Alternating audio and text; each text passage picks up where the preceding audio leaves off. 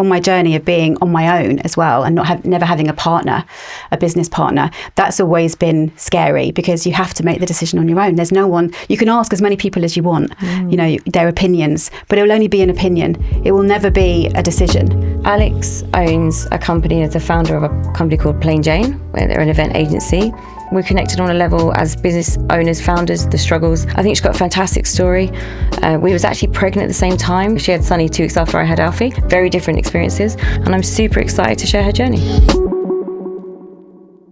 What made you take the leap to become a founder? Oh, it was a long time ago. I was 21, 22 years old, and I was leaving on my kind of trip around the world. Backpack on, heading to the airport, and I said to my mum, when I come back, I'm going to be the next Richard Branson. Oh, nice. That naive 22-year-old, just kind of like with big dreams. And I guess at that point, I didn't really know what being an entrepreneur was, and and what being a founder was, and running your own business, because my parents had always been kind of a teacher, an engineer, very kind of like typical, very stable jobs. And so I had this feeling, and then obviously nothing happened for years. And then when I came back from traveling and took my first job, I dived straight into the event industry pretty much straight away. I was absolutely delighted when I realised that I could actually make some money from doing something that I loved, which I'd been doing all the way through university. And so I basically kind of, after working for 6 years for my first sort of big company, event company I worked for, I just thought, I can do this on my own. And I remembered that sort of spirit coming back. And because that first job just kind of broke me. It was full on, as events are. And I worked almost 6 years non-stop, kind of, traveled the world. And then I just thought, but actually I can do this for me. I can do it for myself. And I remembered that Richard Branson moment that I had with my mum and dad at the train station. And I was like, right, this is it. I'm going to do it. And I left. That was 2007. Wow. Well, that's a real feeling in your tummy where you just give. I know, Gary, you like the part about the golden handcuffs, understanding that it's quite tough to live. I think it's that. So you're working in corporate life, and then you're going to leave that to go onto your own. That moment is the one question that everybody would like to ask you. What made you do it? What was the fear? What was the danger? What was the anxiety? And all those things that go with that. Yeah. So, I like to call it golden handcuffs, because the offering's so good. It's a huge decision to give that up then go on to your own. So yeah, it is. It really is. And I felt it. I was in a really secure bubble for 6-7 years, and I was earning some, okay money. But I knew that I wanted to do it differently. I wanted to do it my way. I wanted to have the freedom to pick and choose events to a degree. And I just wanted to make my own money. I wanted to build my own future on my terms. And I didn't really realise a lot of that, I guess, at the beginning. I was 25 years old or something, 26 years old, and I didn't really think about it in that way. I just knew that I wanted it to be different. So it was, I was a bit of a softly approach for myself. I sort of went straight in with freelancing first of all, kind of, and then it was about 1.5 years later that I decided to go legit and went limited with my company. And that was the kind of like first realization that I was like, I finally got this agency that I was dreaming of. It was, never looked back. Was there an element of fear in that? Because I suppose it's slightly different in the world I've grown up in. It was just around me, so I didn't know. I actually found it harder having a job. But I suppose, was there a fear? Because I suppose the listeners would really like to understand that leap of safety, comfort, and then what takes you. Because there's so many things that you must have felt, but you pushed past. Yeah. Was there a fear element? Yeah, there was. But I think because I was almost so young at the time, I sort of felt the fear and did it anyway. I didn't have anything to lose. I didn't have anyone relying on me apart from myself. And I could make mistakes. And so I jumped in feet first, basically. And I guess it wasn't really until I started building a team that responsibility became so much more. I was so much more aware of my responsibility to other people. And that was kind of like, but, there has always been a fear. not having anybody to rely on. I think on my journey of being on my own as well, and never having a business partner, that's always been scary, because you have to make the decision on your own. There's no one, you can ask as many people as you want, their opinions, but it will only be an opinion. It will never be a decision. And that's always been, for me, that kind of moment of just sort of slipping away into those quiet moments and figuring it out. And that fear just sort of sits in there going, what if I'm not making the right decision? And whatever it might be, whether it was to do with the business, to do with an employee, to do with, an event, obviously, and decisions for the business, those are always scary to make. And I think you just have to, the typical saying, feel the fear and do it anyway. I really try to do that as much as possible. Was there ever a moment where you thought, made a wrong choice here? There's been loads over the past 20 years. Yeah, definitely. But I've got things wrong. I've definitely got things wrong. And the failings are actually your learnings, which you realise later. Yeah. But at the time, it just feels like the worst thing in the world. I've cried many tears, thinking I've made the wrong decision, having had made the wrong decision.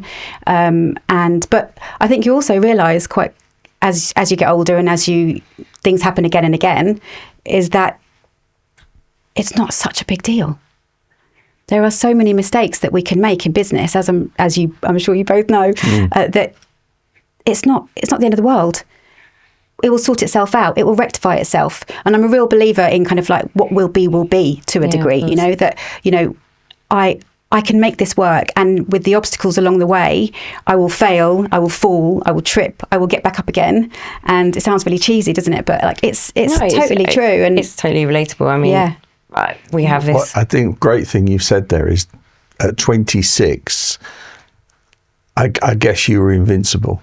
Yeah. And that's what you believe at 26. Absolutely. But of course, as you get older, you feel, there's a hesitation creeps in as you get older, isn't there? Yeah. So I suppose the lesson one of the lessons we can say is explaining that you feel invincible and you just go ahead and do it. Absolutely. And you're right. If it doesn't work, then you've kind of lost nothing. Yeah. All the time that you don't have other people dependent on you, like you said, by building your team. Yeah. Yeah. I definitely felt that superpower when I was 26. Yeah. And I guess over the years that superpower has disappeared, and I've felt super vulnerable, and I've felt like I need to give it all up and go and get a day job. But the fire, I guess, that spirit, that entrepreneurial spirit, was just so strong. It was only minutes that I would sometimes sort of waver. The idea of going to back to a job 20 years later, 10 years later, it just wasn't on the cards for me at all. So I just, I've really enjoyed my ride so far, and it's changing again. It's constantly changing, right? And then, becoming a mum later in that journey was also really interesting for me, because I was an older mum. I got pregnant at 41, and having had the business for a long time, having lived my life as not a single person, I was with my partner, but, without kids, without that responsibility for a long time. And then bringing a kid into it, my sort of like, I hate to say this, but my second baby. Yeah, of course. Because my business was my first. Hello, I'm baby number 10. I don't know, about 20 businesses, and I came along. He's like, oh, here she is, showing up for work. So yes, we understand the feeling. Well, no, to be fair, I did realise that you wasn't expense. Oh, yeah. That wasn't on, it wasn't in the accounts at the time. And then all of a sudden you come along. I think in the book you referenced me as the showstopper. Oh, should just we? to let you know. Nice. Yeah, so it's a good line. Take that, Take that. But yes, I understand being the child of and having children, so I totally feel that. And it is the same, your primary focus is that business, and whatever that evolves into becomes like a child. It needs nurturing 24/7. And I think that's a really big difference people don't understand when you've got your own business. Yeah, it's non-stop. Yeah. Is there a lesson, this building the team? So you've done the goal now, you've moved, you've started, and now you're building the team. And that's a big area of progress, really. It's all very well when you're a one-man band. Once you start employing people and they're relying on you for mortgages, etc., etc. Yeah.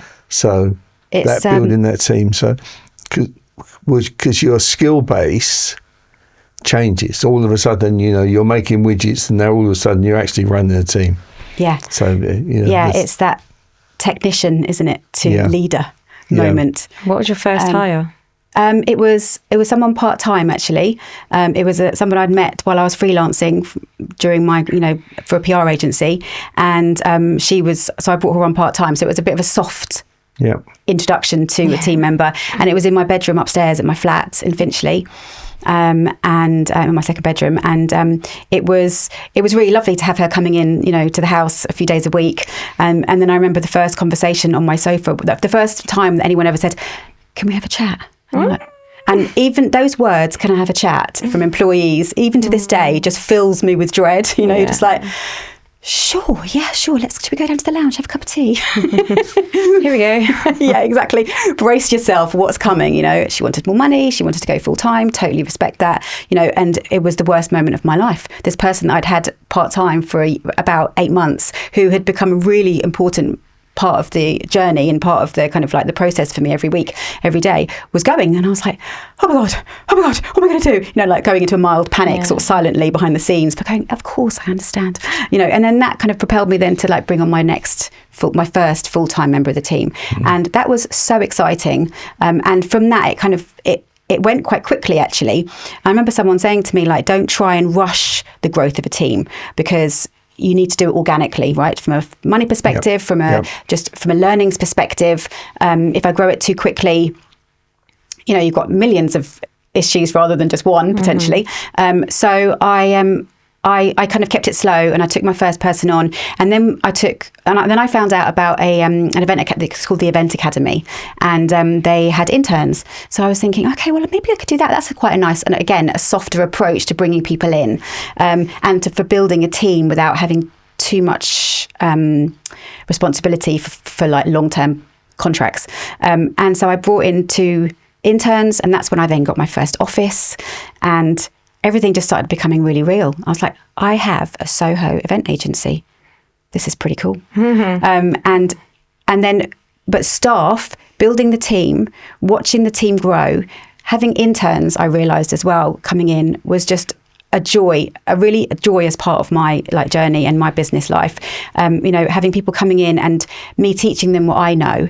Ultimately, I'm a party planner. I am a technician, and I know that my business coach would be like, "Stop saying that, Alex." But I love what I do. I'm a party planner, and I'm good at it. Running a team, running a business. I never had business experience. I never did business at university. I really, for a long time, didn't know my way around a spreadsheet, a P&L. I was like, I have no idea what you're talking about, which is the money in the people bank? do. Yeah, exactly. Am I making money or not? And I was talking about revenue and not kind of profit and, all those sorts of things. But the hardest bit for me was the team and managing a team. And I've always been surrounded by females as well, which has, and being a female, I think I can speak freely, has its own challenges as well. And it's also been my biggest kind of joy as well as my biggest challenge, having team. Great messages you're giving to people about, people worry about that. They invent things and they worry about not being good at accounts, and you've kind of soldiered through that. You've learned on the job. Yeah. That's a great lesson that you can. Yeah, I used to do my Excel spreadsheet on my own until I made a massive tax boo-boo and just missed off quite a huge chunk of money. And my actual accountant who did my end of year books was like, "Alex, I think you might have to stop doing your Excel spreadsheets now and employ an accountant." And I was like, "Why?" He was like, "There's this much money missing." Okay, fair enough. So that's when I've got a bookkeeper. But yeah, you do though, don't you? You wear a million hats when you're an entrepreneur. Yeah. And at the beginning, I didn't know I was doing everything. I had a million hats, and I got really good at changing them, and I got really good at just fitting in and finding out and working it out, or not working it out.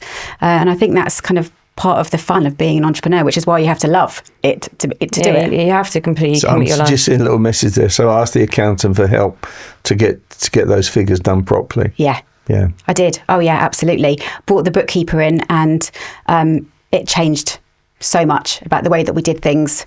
We went on to a proper system away from Excel spreadsheets. Zero and QuickBooks. Yeah, so exactly. that organic growth has been quite nice because you've had part-time, moving to full-time, interns, office, absolutely, help from the accountant. You can see organic growth is nice. It is, and it's not as scary either, right? Because you're really learning as you go, and you're really like settling into each change, each shift. You're settling in a little bit more. So like, this is okay. And then at one point, just before kind of COVID, we were like, I think we were about 15 in the team, 12 or 15 people. And I'd left to go on maternity leave and everything. And I was so proud.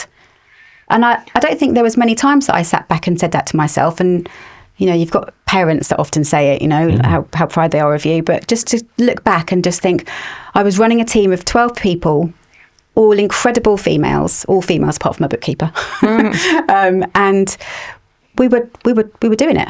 We were running a business. I was running a business with the support of some incredible women. So it was organic growth is definitely, for me, I'm glad I did it that way. I don't think I would have hung on if it happened too quickly. Did the business come first or the staff? The business. Okay. The business, yeah. I sort of moved into Soho, and I took a little sort of back street office on, oh my God, I can't remember the name. It was Greek Street. And when I moved into Soho and got a Soho address, the clients kind of changed. It shifted into that slightly more corporate market, because I was doing quite a lot of weddings before that and private events, and it shifted into this corporate market. And then with that shift came sort of more budgets and bigger jobs, retainers, things like that, jobs that were happening every year, and it was great. So that came, and then I would employ somebody else, and then more came, employ someone else, and it was. And that's another great word you've mentioned, budgets. How important budgets are.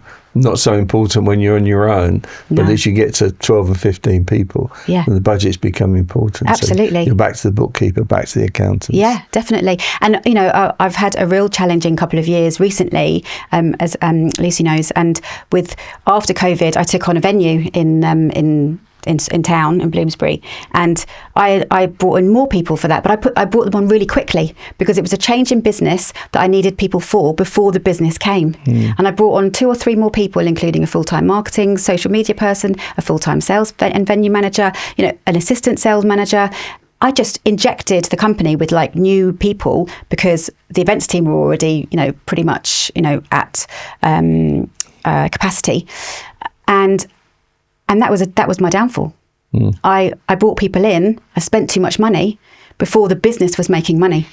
And it was interesting that you say that, because it's sort of like not the penny's dropped for now, but the difference in how I've managed that as opposed to plain Jane has been really interesting. And that's a really good point. So I'd like to go back to COVID, just to kind of take me through. Hospitality suffered. I mean, our industry just crumbled from everywhere. And also then the second wave was quite as tough. But I suppose what changes have you noticed in the setup with the events, and obviously then taking on new? And that will lead us in quite nicely into Sunny and becoming a mum, because I think actually they go hand in hand.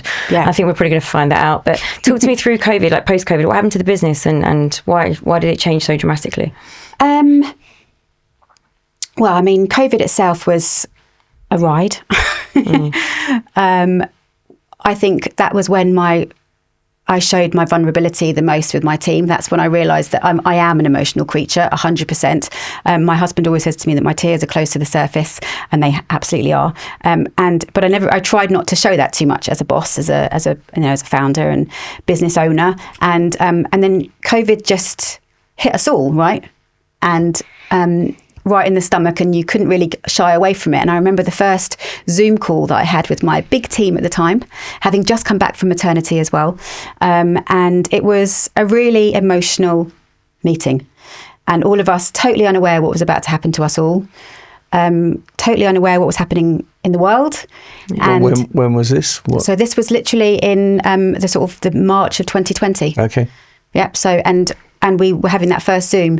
One of my old employees had just come back, and I was so excited that she was returning after 2 years of being at a different company, and she'd come back, and I was so excited. And our first meeting, everybody was at home, and I had a little 1-year-old crawling around under the kitchen table, and I just thought, oh my goodness me, what is about to happen to us? And obviously the next few months kind of like, all events did shift. I had to, my team were amazing. I had to let quite a few of them go.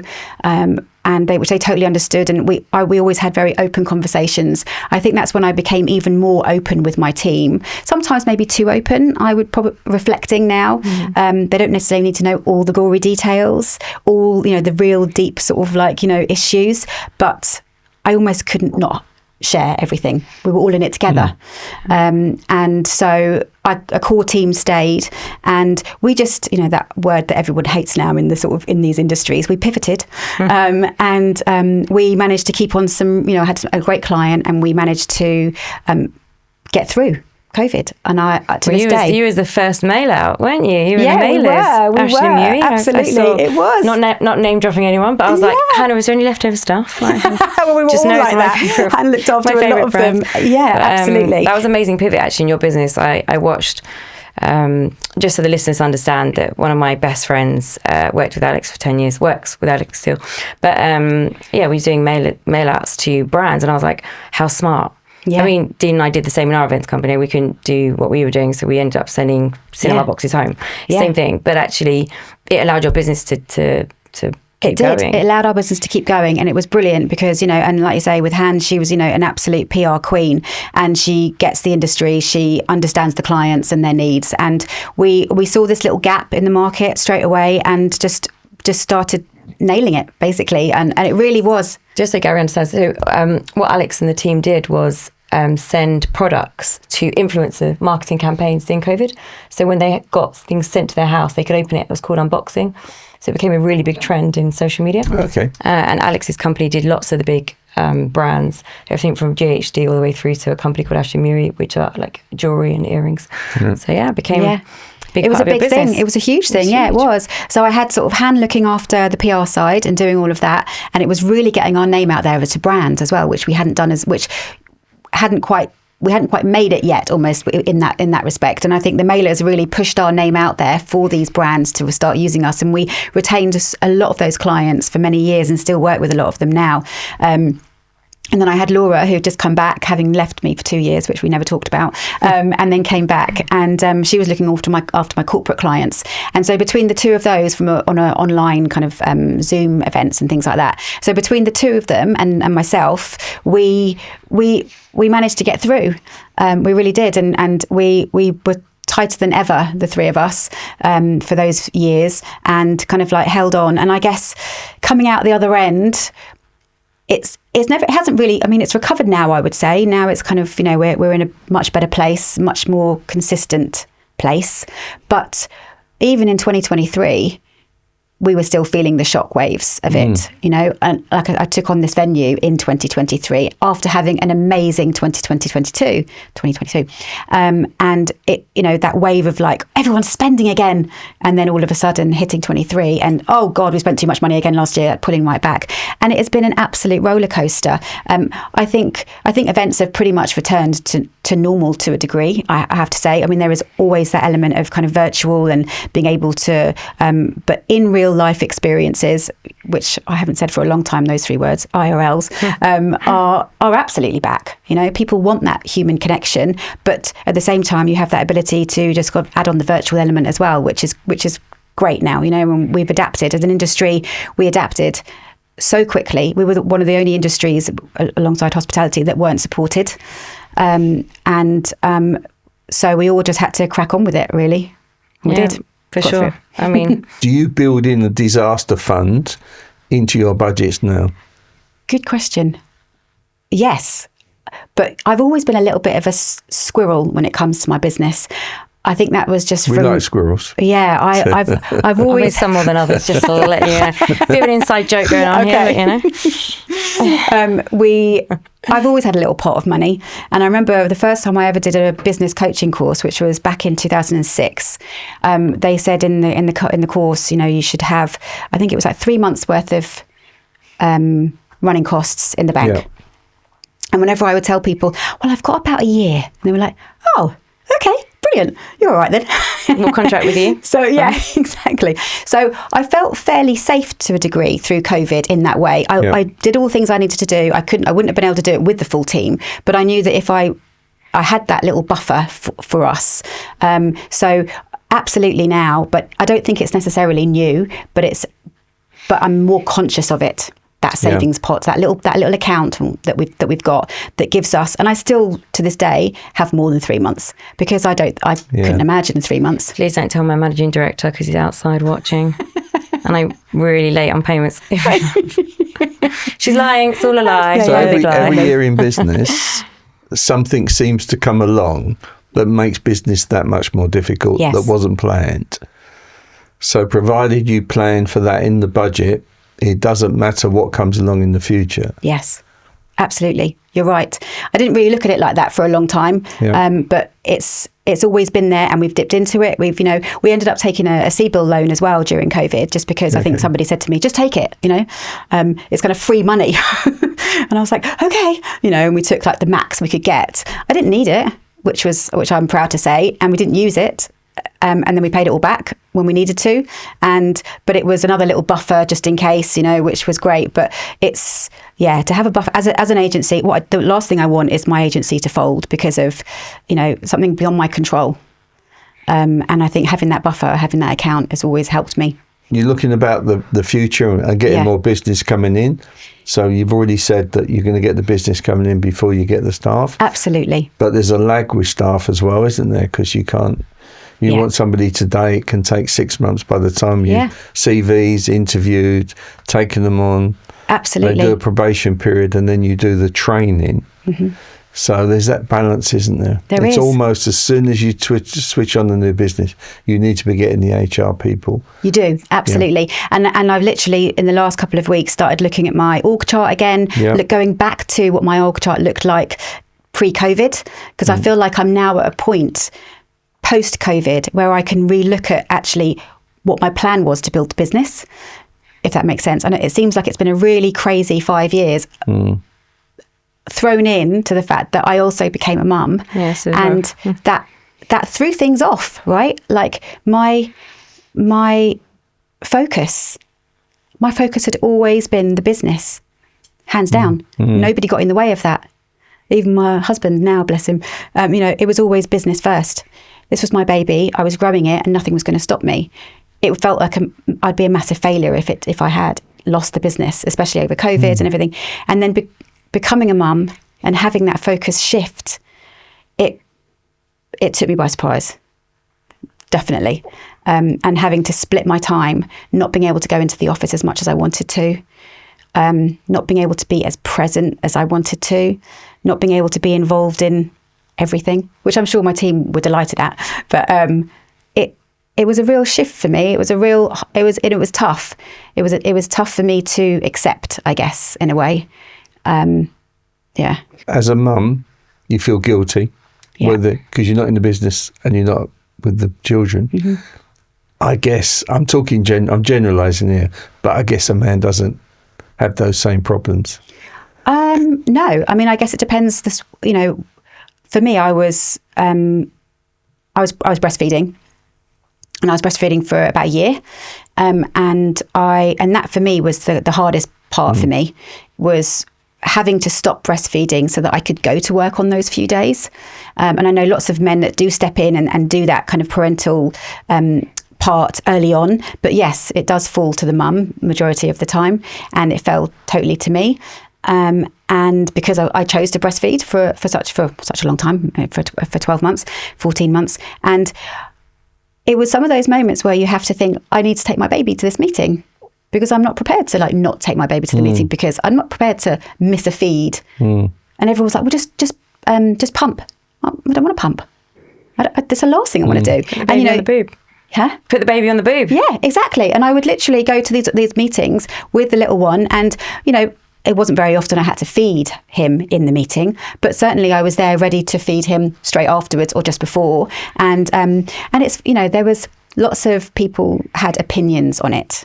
And I know now it's amazing because of podcasts like this, because of people talking about it from kind of mums in business, menopause, all those things. People are talking about it openly now. But, 7 years ago when I had a little baby in my arms, I had people in my team, unfortunately, who were really commenting negatively on me bringing my child to a meeting and how unprofessional it was that I would do that. And, and at the time I was a bit kind of like taken aback, like, hang on, who are you to say that to me? This is my business, first of all. Plus I'm a mum, just like half the population. And this is happening. But it was really hard to adjust. And you're right, men don't necessarily get that. I'm sniggering because when you said that, it triggered, and we both got a mutual place. We both love the Ned. And I rocked up with Chloe to a meeting, and the door looked at each other. They looked at Marie, looked at me, looked at the baby. I was like, you don't have a child policy, do you? I walked into the meeting, and I really noticed that, oh my goodness me, we're not set up. Like, we have not considered, and that's really where this love of, obviously my journey was very different to generically yours, but setting up a Mumtrepreneur understanding, because you're raising business and babies and you're trying to do both. It's achievable, but fuck me, you need some support. Like, everyone needs to step in. There needs to be a whole host of awareness, because I was ignorant for mental health. I didn't understand. I mean, I got the biggest life lesson of ever. I wasn't able to empathise. I didn't really understand. And I think becoming a mum really shifted that for me. And obviously now you've seen that with Sunny, that changes. Your priorities change. But I want my question really for that, because I can see a bigger picture. I think a lot of your business failings came when you became a mum. Mm-hmm.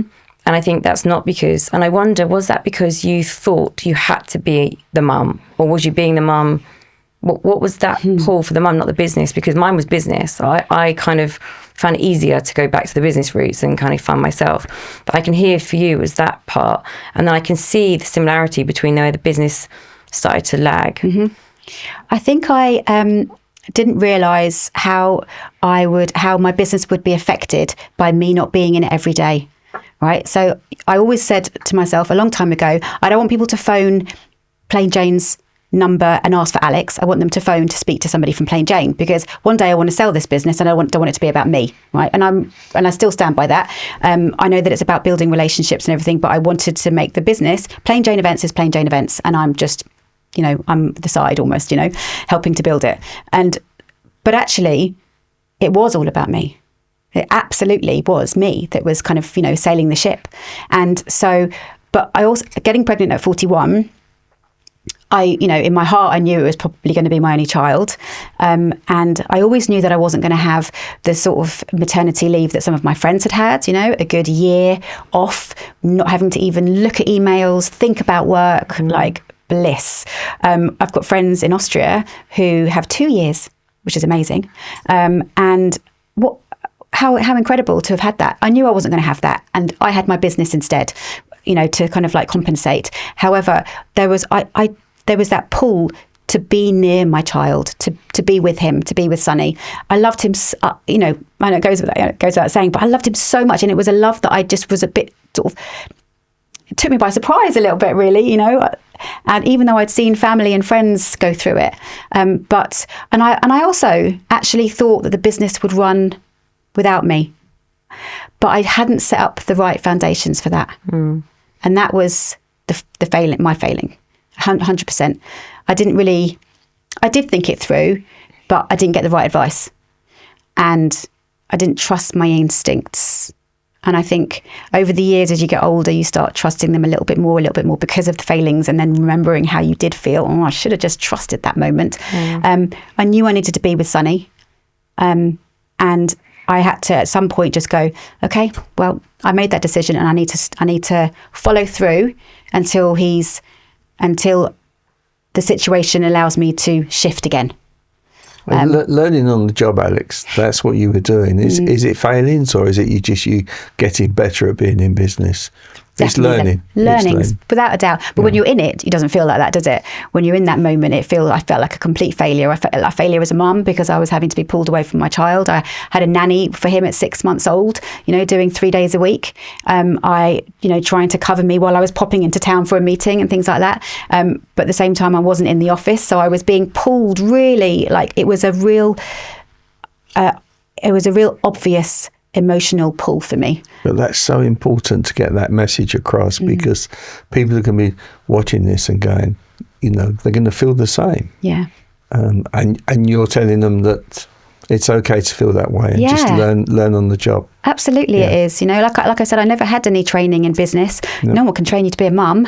You can see all your friends and your mum being mums, but no one can actually train you for it. No one can train you for that incredible, overwhelming sense of kind of that feeling and love that you have for this small little person. And I just knew that the business just had to do what it needed to do for a year. And when I came back in October of 2019, we had actually had one of our best years. My team had been incredible. We had our ups and downs for sure. And, we talk about it really openly now, and we did then too. But we had actually one of our best years ever pre-COVID. And I came back and I took the team all away to Soho Farmhouse in December, and it was like my first away as well without Sonny and the team. And we had the most incredible celebration of being back together and coming back together as a team, and having had a really rocky year, but actually a very good financial year, and looking forward to the future. And I took loads of those learnings and thought to myself, right, when I go back full time, as full time as a mum is, I'm going to make some changes, and I'm going to be, we're going to figure this out in a new way for me, as a mum now. But then obviously things just then went a bit tits up in March 2020. Great story. Thank you. Fantastic story. Been an amazing career. And I think the people that have learnt from you, I look at Han, she's grown. You supported someone without even knowing for 10 years of her life. Her development's been incredible. I think you look at the other people you've had in your office who have come out the other side, gone to amazing jobs, and you did that. Wasn't anyone else. You're a fantastic mum to Sonny. You're juggling, living outside of the UK, having a business here. I know, but I think it's really important. I think it's important you take it from that actually what you've created has been amazing, and hold space for that, because I don't think you tell it yourself enough. I know a lot of people around you take from you. And I think it's my job to tell you how amazing you are. And I know my dad's going to love this story. I didn't tell him too much about it, so we'll debrief. But honestly, not just smashing his life, mum, older mum, like having the Mumtrepreneur, all the comments, like you've just done amazing. Honestly, thank you, Lucy. And just that's so lovely. that just to be aware of, that as the children grow up, they become much more demanding and much more expensive. Also, I like to I've got one. Yeah. Maybe that was the right decision. 100%. I'm 36 and I need my dad more than ever in my life. So yeah, I think it's a big learning.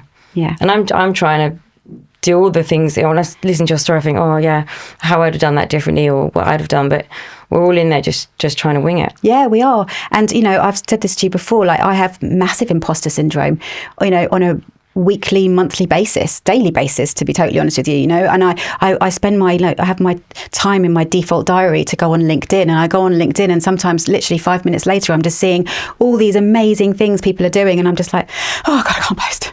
I can't do this, and my PR lady that I work with, Claire, she's written this amazing piece about me, she interviewed me, and she's written this amazing piece about me, and we're meant to go live months ago with it as a series, and I was just like, oh God, no, please, that's just making me cringe. And she's like, stop, you've got to recognise what you've done. And it's hard. It's hard, but when I tell you this, your story will inspire so many people that are questioning themselves. That you, when you were 26, someone could be 26 or 56. They need to hear this story, because they're living it. They've had a life choice that's not been, theirs. Mm-hmm. They're in a situation and they need to hear your story to make sure that they're validated. And what if they've just had a baby, their business upside down, they're 6 months in, they're breastfeeding, they don't even know what day it is, not even sure if their periods are going to return ever. Mm-hmm. They're arguing with their husband, they bought a business and it's struggling, and you're like, oh my goodness me, someone's been here. That's what we're doing. We're trying to make sure that the next gen can really see the change, and you're the living story of it. I think coming through sort of 7 years, if you like. It's funny that it's been 7 years. My son is 7 in October, at the end of the month, and it's been a ride. Yeah, those 7 years have been crazy. And actually, looking back on it now, and having come through that sort of roller coaster ride, I was at a point about a year ago where 2 years ago to a year ago, where I was in a really dark place. I was really struggling to figure out what was next for me. Do I come back? Do I really grow plain Jane again? Do I just give it all up? Do I walk away? What do I do? And it's taken me a while to come through that darkness and out the other side. And I thought, I don't have the energy to do it all again, to rebuild again. Oh my God, it takes so much time, so much energy. But in the last few months, last 6 months or so, I've decided that it is happening. I am regrowing it again. We have come through. We have been through a million challenges, and we're still standing, if not better. And now with some bricks and mortar for the next few years. So we're good. Yeah, it's a journey that I'm excited to continue, but having learned all those lessons from the last 7 years. If Sonny was to tell his friends at school, this is my mum and this is what she does and this is why I love her, what would that sentence look like in your head? Well, at the moment it's funny because he doesn't even want me to talk English in front of him. He gets embarrassed. He talks German. He's in a German speaking school. But what would he say about me? Oh, I don't know. That's really hard for me to answer, Lucy. What would you want him to say? There's going to be at that part you say, this is what I'm doing it for. I guess the main thing is I want him to see that, how kind I am, that's really hard to say things about proud. And this is why I'm pushing you. I know you struggle with this. What a hard worker I am, to be honest. And I have heard people say I'm resilient, and thank you for saying it as well. I feel resilient. So when he realises how much I have done, because I have got, I'm here today and he's back in Austria, and it's tough to take those few days out, every few weeks, and to sort of realise that I'm a strong woman. I'm a strong, independent woman, and who's kind, who has a big heart, I guess. There she is. Yeah. Thanks, Alex. Thanks for joining us. And I really hope that our listeners love your story. We're very proud of you. And we'll share all your socials and all the content. So get everyone, if they're going to organise an event and or need an event space, know exactly where to hit you up. Thank you very much for having me. I really enjoyed it. Thank you, Alex. So, Dad, what 3 lessons did you learn from Alex?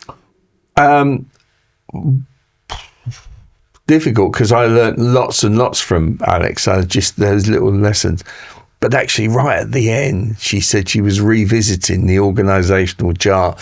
And you only do that when you've been in business and you've been successful, and you need to then start writing down the job description and the contracts and the organisational chart, and everybody needs to know what they're doing. And so she's got that happening at the moment, and so that I enjoyed that. She's gone up. COVID dragged everybody down to a level that nobody understood, and nothing's ever happened like that in people's lifetime. So coming out the other side, I think, we mentioned budgets, really, really important part, and believing in herself. So, the lessons really, they're just so many, but I quite like, because that's still growing. So you're looking at organisational charts and processes for the business. Yeah. Budgeting and finance forecasting is really important. And then having that entrepreneurial flair of self-belief that gets you out of bed in the morning. They're the 3 biggest lessons that we... Well, I just enjoyed that story. I enjoyed listening to it, and absolutely summed it up very well. I suppose one of the biggest takes out of that interview is really the emotional stability. As a leader, you have to learn. You always taught me to not be emotional. It's really, really hard. And especially, I say it's a female lead, maybe not, but females have a lot of injection of hormone. And we do lead, depending on the time of the month as well, we do lead with our heart in some circumstances. And I saw with Alex, and I've seen firsthand with her staff, actually sometimes the wrong decisions have been made based on love. And that was she recognises that learning. So it's really good to identify. And make business decisions against emotional decisions, and that's a little bit more complicated at certain times of the month. Yeah, for sure. Yeah, and life. I'm saying that because men don't take that into consideration, I suppose, because they're busy. You should only have a board meeting when the woman's got loads of progesterone, or you're in the firing line. You leave safety, you start a business, you learn, you make so many mistakes, and you still show up. actually what she's done is consistent behaviour. It wasn't the highs, the lows, the good boss, the bad boss, the emotional. She's done is consistency. She showed up every day for herself, for her family, for her beliefs, and that's why she's going to make it. It's not because she's had a great choice or she's lost loads of money. Showing up is the reason, and I hear that in her story. And I want other people to see that. Hopefully this message is here that people can take from this and go forward and make decisions on how to be good in business in the future.